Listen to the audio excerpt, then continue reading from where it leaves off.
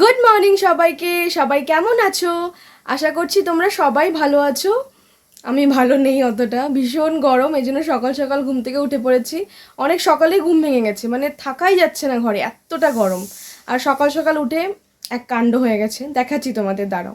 এই দেখো, এইগুলো হলো কাঠবেড়ালির বাচ্চা, দেখে বুঝতেই পারছো।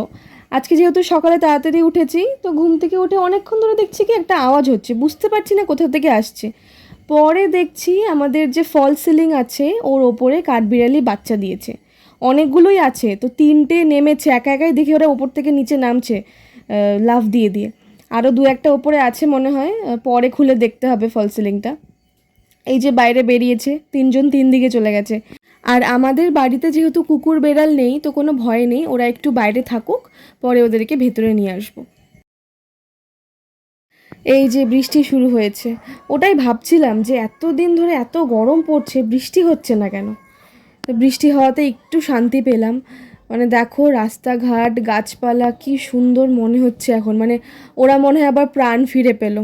আচ্ছা, এখানে বেশিক্ষণ দাঁড়ানো যাবে না, কারণ ওরা বাইরে আছে ওই বাচ্চাগুলো, তো ওদেরকে ভেতরে নিয়ে যাই। নিয়ে আসলাম সবগুলোকে, কিছু খুঁজে পাচ্ছি না কিসের মধ্যে নেব ওদেরকে। গামলাতে নেব না, বালতিতে নেব না, খাঁচা তো নেই যে খাঁচার মধ্যে রেখে দেবো, আর এত ছোট বাচ্চাকে কী করে রাখবো ওই খাঁচার মধ্যে। তো শেষে এই বালতিটাই খুঁজে পেলাম, এখানে নিয়ে আসলাম। আর এই যে এই বাচ্চাটা আছে, ওকে আমি কতবার সরালাম, ও তাও ওদের পিঠের ওপরেই বসবে। ঠিক আছে, থাক তোরা তোদের মতো।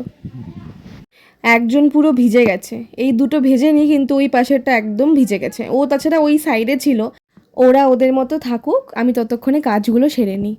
বিকেলে আমি আর মা এসছি বিশাল মেঘা মার্ট। গ্রসারির কিছু আইটেম কেনার আছে, আর টুকটাক ঘরের কিছু জিনিস কেনার আছে, তো সেইগুলো কিনতেই এসেছি। চলো ভেতরে যাওয়া যাক। মানে আমার এত ঘুরতে ভালো লাগে, আমার সাথে সাথে আমার মায়েরও। মানে যখন ইচ্ছা আমরা তখন ঘুরতে বেরিয়ে পড়ি। ভেতরে ঢুকে আমার মনে পড়েছে আমি পার্সই আনিনি। ডিগ্গিতে ছিল ভাগ্যিস, কারণ আমি যদি বাড়িতে পার্সটা রেখে আসতাম আমাকে আবার যেতে হতো পার্স আনার জন্য। তো ডিগ্গি থেকে পার্সটা নিয়ে ভেতরে আসলাম, এসে মা এখানে টাওয়ালগুলো দেখছে। তো দুটো নিয়েছে।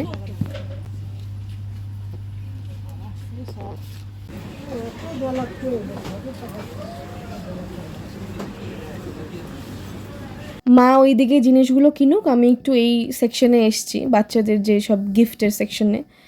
তো আমার তো কিছুদিন পরপরই স্টুডেন্টসদের বার্থডে থাকে, এবার সকালে স্কুল, বিকেলে টিউশন, মাঝে একদমই সময় থাকে না যে ওদের জন্য গিফট কিনবো। তো দু একটা কিনে রাখলাম, সুবিধা হবে, তাহলে আমাকে এক্সট্রা করে আর কিনতে হবে না। ওই পাশে আর্ট কিটগুলো দেখেছি, ওইগুলোই নেব, কারণ এই পাজলগুলো একদমই ছোট হয়ে যাবে ওদের জন্য। তো এই পাশেও ঘুরে দেখলাম, সেরকম কিছু ভালো লাগলো না। এই যে সেকশনটা দেখতে পাচ্ছ পুতুলের, মানে এখানে আসলেই আমার ধরা বাঁধা ছিল, বাবার সাথে আসলেই একটা তো নেবই।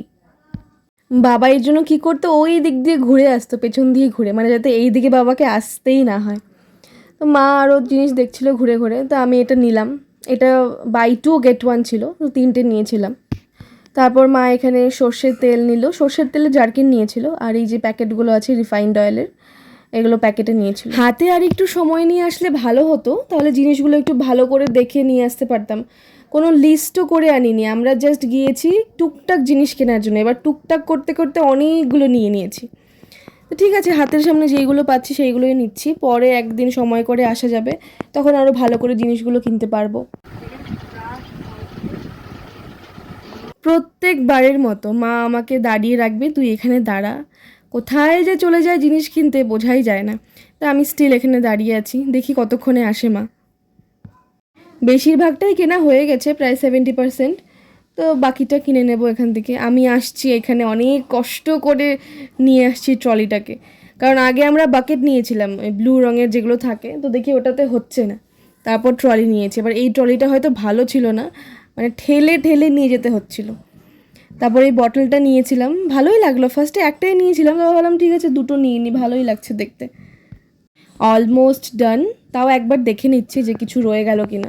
যেহেতু লিস্ট করে আনিনি, কিছু মনেও পড়ছে না, হাতের সামনে যা পেলাম সেইগুলোই নিয়ে নিয়েছি। এখন বিল করব। এই যে বিলও হয়ে গেছে, এখন আমরা বাড়ির দিকে যাব। কিন্তু সমস্যাটা হলো একটাই, যে আমরা স্কুটি নিয়ে এসেছি। এবার এতগুলো জিনিস স্কুটি করে কি করে নিয়ে যাব, ওটাই ভাবছি এখন দাঁড়িয়ে দাঁড়িয়ে। ফেরার পথে এত ঝড় এত বৃষ্টি ছিল, সবগুলো ভিজে গেছে। তো এইভাবে একটু ছড়িয়ে রেখেছি, ফ্যান চালিয়ে দিয়েছি একটু শুকোক জিনিসগুলো, তারপর সবগুলো ঢুকিয়ে রাখবো আলাদা আলাদা জায়গায়। আজকের ব্লগটা এখানেই শেষ করছি, কাল আবারও দেখা হচ্ছে তোমাদের সাথে। সবাই ভালো থেকো, সুস্থ থেকো, গুড নাইট।